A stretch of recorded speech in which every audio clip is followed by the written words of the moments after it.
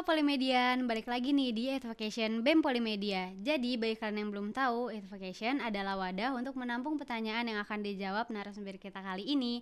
Sebelumnya, perkenalkan nama saya Nasa Fatihah selaku host Advocation pada hari ini. Nah, kali ini narasumber kita yaitu seorang perempuan yang berhasil mendapatkan gelar doktor fisika termuda pada rekor muri di tanggal 30 Juni 2021 loh. Keren banget kan? Kalian penasaran gak sih? Langsung aja yuk kita ngobrol lebih lanjut bersama Bu Handika Dani Rahmayanti selaku Wakil Direktur 1 Bidang Akademik Polimedia. Halo Ibu, apa kabar? Halo. Ibu bisa perkenalkan diri, sekarang menjabat sebagai apa di Polimedia ini? Oke, nama saya Handika Dani Rahmayanti. Saat ini diamanahi sebagai Wakil Direktur 1 Bidang Akademik, sekaligus dosen di Program Studi Teknologi Rekayasa Pengemasan. Oke, jadi dari yang saya baca tuh Bu, kalau Ibu jejak karir pendidikannya itu bagus banget loh. Mungkin Ibu bisa sharing ke teman-teman jejak karir pendidikan Ibu gimana? Baik, saya S3 di Institut Teknologi Bandung, S2, S3 di Institut Teknologi Bandung. Waktu itu mendapat beasiswa namanya Program Magister Doktor Sarjana Unggul atau PMDSU, yang mana di program tersebut di challenge dalam waktu 4 tahun harus lulus S2, S3. Dan alhamdulillahnya di tahun 2019 saya lulus S3 dan saat itu masih usia 24 tahun. Wow, jadi ya pantas saja Ibu dapat gelar dokter fisika termuda di rekor muri. Oke, jadi Ibu S3 di ITB, terus S2-nya? S2, S3 di ITB, S1-nya dulu di UNES Semarang. Oke, yang tercover di beasiswa itu yang S3 apa? S2 dan S3. Wow, keren banget teman-teman. Jadi keren banget nih jejak pendidikan dari Bu Handika, Wakil Direktur 1 Bidang Akademik Polimedia. Nah, Ibu mungkin bisa jelasin lebih lanjut guys Ibu ke teman-teman. Jadi Wakil Direktur 1 itu apa, terus membidangi apa saja dan tugasnya itu apa Bu? Oke. Wakil Direktur 1 ini membidangi bidang akademik. Jadi mulai dari penerimaan mahasiswa baru, pelaksanaan pembelajaran mengajar ya, belajar mengajar, kemudian sampai nanti wisuda itu di bawah akademik. Jadi proses belajar mengajar kan mulai dari perkuliahan, mengisi KRS, kemudian ujian, UTS, UAS dan sebagainya itu di bawah Wakil Direktur Bidang Akademik. Nah, kemarin juga kita Polimedia tuh termasuk urutan tertinggi ya Bu buat pemasukan mahasiswa baru ya Bu. Mungkin Bu bisa dijelasin ke teman-teman kalau Polimedia itu mendapatkan apa yang penerimaan mahasiswa baru? Bukan pemasukan ya, peminatan. Jadi alhamdulillah ini peringkat 9 Politeknik se-Indonesia, kita nomor 9 tertinggi peminatnya. Jadi kemarin ada peringkat ya bagi 10 besar politeknik yang paling tinggi peminatnya, terutama di jalur, kita baru jalur SNBP. Saat ini sedang berlanjut ke jalur SNBT. Jadi di jalur SNBP kemarin kita peringkat 9 di urutan Politeknik Negeri Indonesia dengan peminatan calon mahasiswa baru terbanyak. Dan kalau nggak salah ini ada sekitar 2.600-an mahasiswa. Dan hampir 2 kali lipat ini meningkat di SNBT sekitar. Dari tahun kemarin ya Bu? Meningkat dari tahun kemarin? Iya, meningkat. Kemudian di SNBT ini lebih lagi Mbak, jadi 2 kali lipat dari SNBP, sekitar 4.700-an yang daftar. Oh, keren sekali, berarti sekarang peminat di Polimedia makin banyak ya Bu ya. Nah, mungkin ini ada lagi pertanyaan-pertanyaan dari mahasiswa Bu. Jadi Wakil Direktur 1 di tahun ini kira-kira itu ingin melakukan apa atau target apa yang ingin dilakukan Ibu di tahun ini? Jadi tentunya dari segi sistem ya. Jadi mulai ada inovasi terkait sistem informasi. Kemarin kan kalau adik-adik yang sedang menempuh tugas akhir, kita diminta mendaftar melalui sistem untuk input judulnya. Kemudian nanti juga pembimbingan di tugas akhir itu juga bisa dilakukan di sistem Disiak. Gitu. Jadi lebih mudah ya Bu? Iya, jadi lebih mudah. Kemudian mungkin nanti ada beberapa panduan yang akan kita launching. Kemudian kita juga mengakomodir untuk pembelajaran di luar program studi atau yang dikenal dengan nama MBKM. Nanti insya Allah ada launching panduannya. Jadi mahasiswa yang berkegiatan di luar program studi ini nantinya sudah ada rekognisi maupun konversi dalam bentuk SKS pembelajaran. Nah, selain konversi atau rekognisi pembelajaran, kalau tidak bisa terakomodir di konversi SKS, nanti akan dituangkan dalam bentuk SKPI, surat keterangan pendamping ijazah. Oh, jadi iya sih Bu, saya juga ngerasa akhir-akhir ini MBKM ini lagi gencar banget ya. Terus kira-kira MBKM yang masuk ke Polimedia itu apa saja ya Bu? Buat kalau MBKM yang saat ini ini MBKM yang sifatnya outbound, jadi mahasiswa yang keluar. Banyak sih mahasiswa kita yang sudah ikut program MBKM yang sifatnya ini flagship atau mendapat pendanaan. Ada IISMA, jadi IISMA itu mahasiswa mendapatkan kesempatan belajar di luar negeri. Kemudian ada MSIP, magang yang bersertifikat, studi independen. Kemudian ada pertukaran mahasiswa merdeka, jadi pertukaran pelajar. Kemudian ada kampus mengajar, kemudian ada wirausaha merdeka. Jadi kurang lebih beberapa program itu yang sudah diikuti oleh mahasiswa kita. Oke, berarti udah mulai dari sekarang tuh mahasiswa udah bisa ngikut program MBKM yang benefitnya banyak banget ya Bu ke mahasiswa.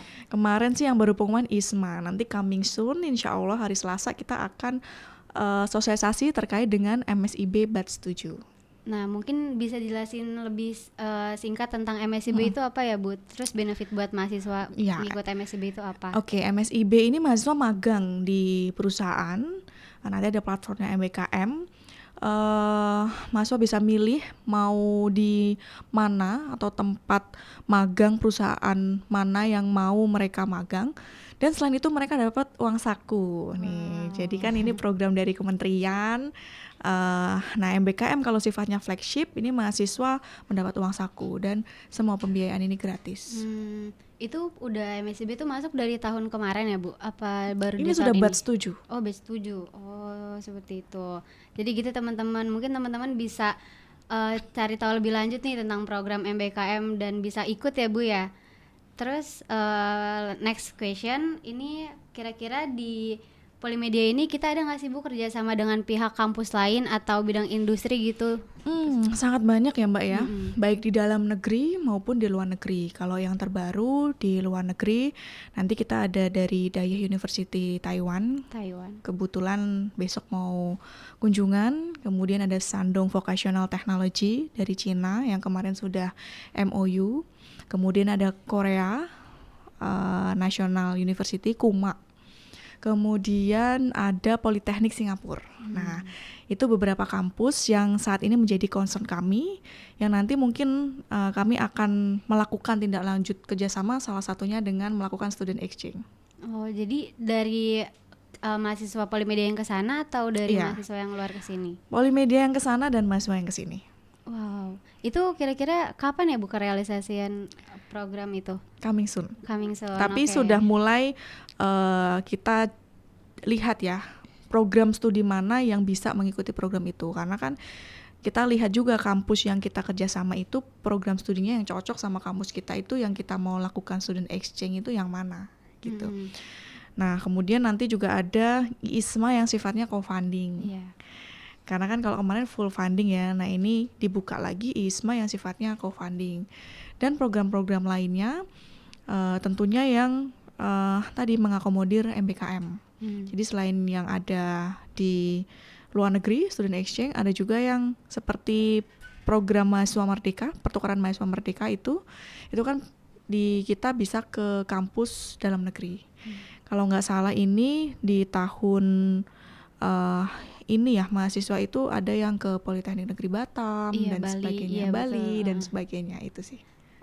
Tapi kalau misalkan student exchange itu kira-kira berapa lama ya Bu mahasiswa di sana? Jadi pertukaran itu berapa lama? Apa 6 bulan atau gimana? Iya, jadi ini yang kita menjadi pembicaraan lebih lanjut. Apakah 1 bulan, 3 bulan, apa 6 bulan?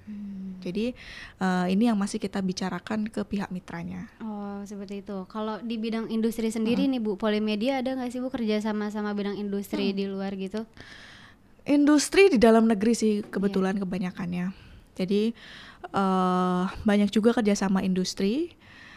Misalnya kalau di program studi teknologi rekayasa pengemasan itu ada PT Indofood, kita punya teaching factory dengan PT Indofood.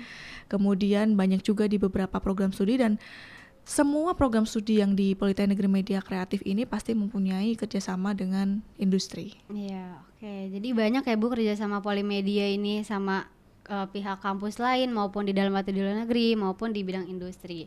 Oke Bu, sekarang next question. Nah jadi baru-baru ini kan ada pergantian nama jurusan ya Bu. Pergantian nama jurusan itu mungkin Ibu bisa jelaskan dari yang tadinya apa sekarang jadi apa Bu?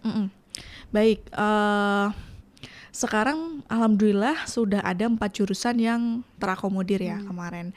Jadi kan selama ini mungkin baru 3, tapi sekarang sudah resmi ada 4. Jadi nanti kalau wisuda sudah ada itu jurusan pariwisata. Nah, 4 jurusan itu diantaranya tadinya teknik grafika, kemudian berubah nomenklatur menjadi teknologi industri. Kemudian ada penerbitan, penerbitan ini berubah nama menjadi komunikasi. Kemudian ada desain grafis yang berubah nama menjadi desain, dan juga ada jurusan pariwisata. Oh gitu. Kira-kira kenapa sih Bu nama jurusan itu berubah dari yang tadinya penerbitan jadi komunikasi? Kira-kira itu kenapa ya Bu alasan berubah? Itu menyesuaikan nomenklatur yang ada di kementerian. Oh jadi sekarang udah sesuai gitu ya Bu. Berarti sekarang mahasiswa yang lulus udah makai gelar yang jurusan yang baru itu ya Bu? Gelar jurusan yang baru, iya, menyesuaikan jurusan yang baru. Oh, iya. Oke. Lanjut ke next question ya Bu. Ya. Apa sih Bu strategi untuk meningkatkan kualitas pengajaran di akademik Polimedia ini? Terus inovasi-inovasi apa yang telah diterapkan sejauh ini nih Bu? Untuk meningkatkan kualitas pembelajaran ya kita banyak kerjasama dengan mitra, baik itu mitra kelas dunia maupun mitra industri. Seperti tadi ada yang mitra kelas dunia, tadi kita ada program student exchange, nanti ada juga mungkin lecture exchange. Jadi kemarin juga sudah ada beberapa lecture luar negeri yang memberikan kuliah umum di kampus. Kemudian selain dari dosen luar ke dalam, dosen kita pun juga diberikan kesempatan untuk mengikuti sertifikasi kompetensi di luar negeri, sehingga nanti mereka dapat mengembangkan pembelajarannya atau pengajarannya itu di sini. Kemudian inovasi lainnya tadi dari segi sistem kita sudah mulai rapikan, kemudian sekarang kan sudah tersistemasi ya, jadi lebih mudah dikontrol dalam segi pembelajarannya, kegiatan belajar mengajarnya dan sebagainya. Oke. Bagus banget ya program-program yang emang udah dibuat kayak student exchange, terus apalagi ke luar negeri pasti itu bakal dapat banyak benefit dan bakal dapat banyak gambaran dari kuliah di luar negeri itu pasti lebih bagus ya daripada di. Dan mungkin nanti juga banyak teaching factory ya, jadi tidak hanya program studi teknologi rekayasa pengemasan dengan Indofood, mungkin nanti banyak juga di prodi-prodi lain yang ada teaching factory. Kemudian kita juga sudah mulai banyak menerapkan project based learning, jadi membawa permasalahan industri menjadi pembelajaran di kampus. Misalnya nih di prodi desain kemarin kan ada dari Balai Pustaka misalnya, dia mau merebranding soal covernya. Itu kan dibawa ke pembelajaran menjadi proyeknya mahasiswa dan sebagainya. Jadi bisa tahu tentang nanti di industri kayak gimana ya Bu. Jadi langsung memecahkan permasalahan yang ada di industri dengan membawa pembelajarannya di kampus. Oke, seperti itu teman-teman. Oke, lanjut buat pertanyaan selanjutnya. Apa sih Bu harapan Ibu untuk mahasiswa Polimedia ke depannya? Mungkin Ibu ada kesan pesan buat mahasiswa Polimedia ke depannya? Oke, kesan pesannya ya ini sih, jangan berhenti belajar gitu. Terus kita harus juga kita mungkin banyak mimpi ya, cuman kadang itu kita nggak berani mewujudkannya. Jadi kita harus mewujudkan mimpi kita. Terus jangan berhenti belajar, ikuti saja apa yang diberikan di kampus.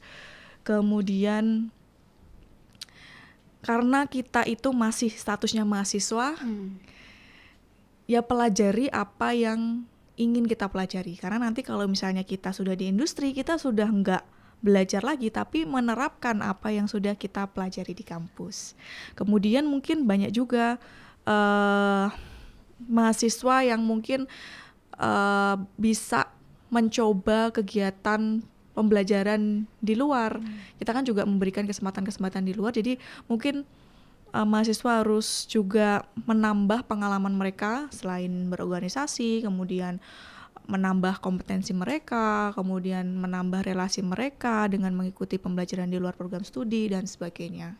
Jadilah mahasiswa yang aktif. Iya benar, apalagi wadah yang udah disediain sama pihak kampus tuh udah banyak ya Bu, kayak nanti mau ada student exchange, terus program MBKM yang emang ningkatin dari segi soft skill sama hard skillnya sendiri, terus benefitnya banyak juga yang dapetin buat mahasiswa ya.